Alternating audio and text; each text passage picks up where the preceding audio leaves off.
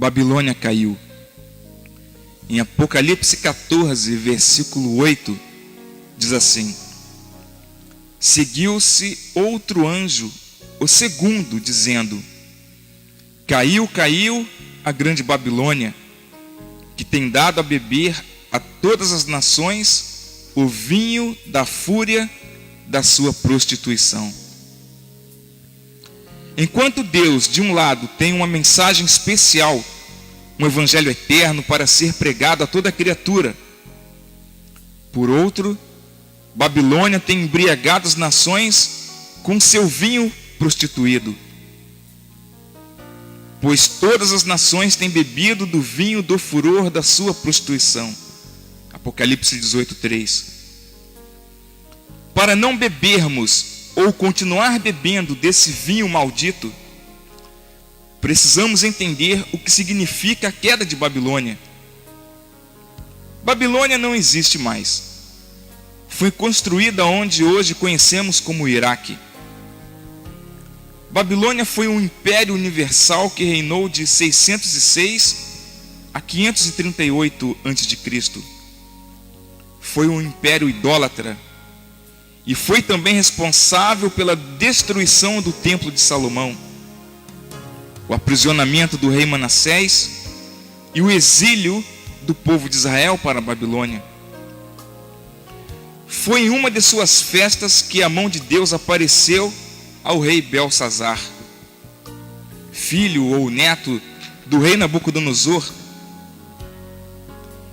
e escreveu na parede: Mene, Mene, Tekel e Parzim, pesado foste na balança e achado em falta. O juízo havia chegado para aquele homem e para aquele reino, que foi entregue aos medos e persas. Naquela mesma noite foi morto Belsazar. Daniel 5:30. Naquela mesma noite caiu Babilônia. O termo Babilônia se origina do termo Babel. Logo após o dilúvio, Deus havia orientado a Noé e seus filhos que se espalhassem pela superfície da terra. Mas eles se concentraram num só lugar. Deus havia prometido também que não mais destruiria a terra com o dilúvio. Mas eles construíram uma torre para idolatrar e para se livrar caso Deus não cumprisse com a palavra e enviasse outro dilúvio. Disseram: vinde e edifiquemos para nós uma cidade e uma torre cujo topo chegue aos céus, e tornemos célebre o nosso nome, para que não sejamos espalhados por toda a terra. Gênesis capítulo 11, versículo 4. De qualquer forma, aquela torre era uma apostasia, um pecado, uma afronta a Deus, numa desobediência aberta à palavra expressa de Deus. Interessante também que desde o começo da criação do mundo até aquela época, o ser humano falava um único idioma. Ora, em toda a terra havia apenas uma linguagem e uma só maneira de falar. Gênesis capítulo 11, versículo 1. E foi justamente naquele dia que Deus veio ver a torre e confundiu a linguagem do homem, impedindo assim que eles continuassem a construção, pois não se entenderiam mais. Então desceu o Senhor para ver a cidade e a torre que os filhos dos homens edificavam. E o Senhor disse: eis que o povo é um, e todos têm a mesma linguagem. E isto é apenas o começo. Agora não haverá restrição para tudo o que intentam fazer.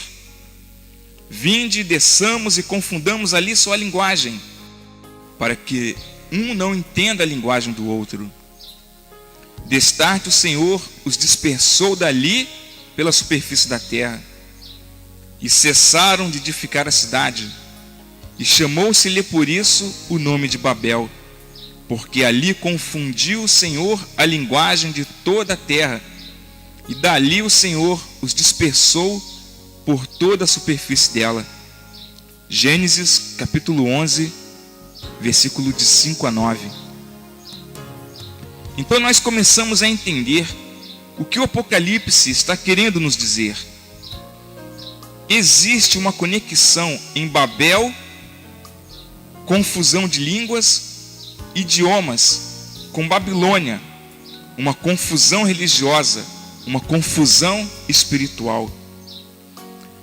Babilônia tem confundido a mente dos seres humanos com suas doutrinas religiosas, que a Bíblia chama de vinho da prostituição. Uma prostituição espiritual, religiosa. Deus sempre comparou a idolatria, a infidelidade a Deus, como um adultério espiritual, prostituição espiritual. E esse complexo de heresias, apostasias, precisa cair, ser desmascarada, ser esclarecida na mente do povo. Tudo isso faz parte de uma grande conspiração de Satanás para levar os homens, através da embriaguez espiritual, com esse vinho maldito, para a perdição de suas vidas e estarem para sempre banidos da presença do Senhor e do seu reino.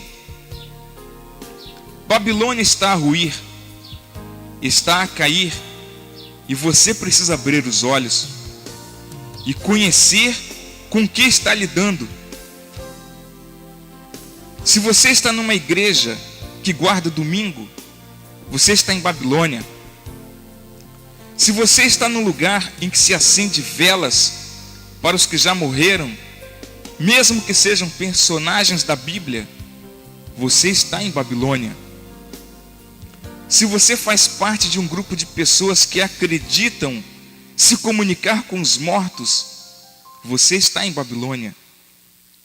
Se você é adepto da filosofia que pela morte a alma se desprende do corpo, desencarna, vai para o céu, o paraíso ou o lugar de tormento, ou fica vagando ou penando por aí, você é adepto de Babilônia. Se você está num lugar que crê e que se ensina a doutrina da reencarnação e vidas progressivas, você está em Babilônia. Se você frequenta lugares em que se faz regressões a vidas passadas, você está frequentando Babilônia.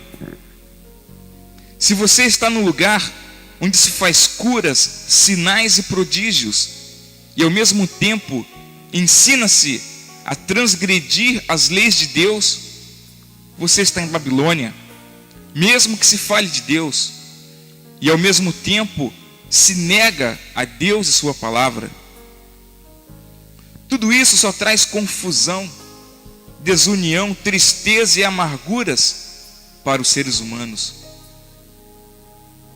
Enfim, todo lugar em que se bebe bebidas alcoólicas, fuma-se, usa-se drogas, invoca-se aos mortos e aos demônios, casa de danças, casa de shows, casas esotéricas, sociedades secretas, tudo faz parte de Babilônia.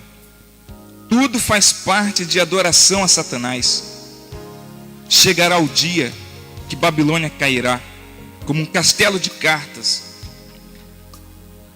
Mas, enquanto não chega esse dia, Babilônia precisa cair para você. Deus não quer os seus filhos em Babilônia. Deus ordena: saia de Babilônia antes que seja tarde demais. Deus não está em Babilônia.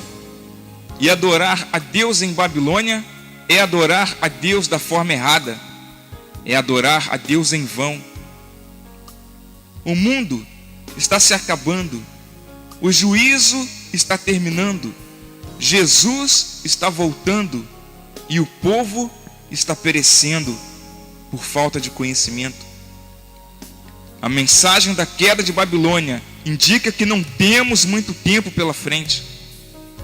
E o tempo que nos resta é para nos prepararmos, para irmos para o reino de Deus. Que Deus tenha piedade de nós. Amém.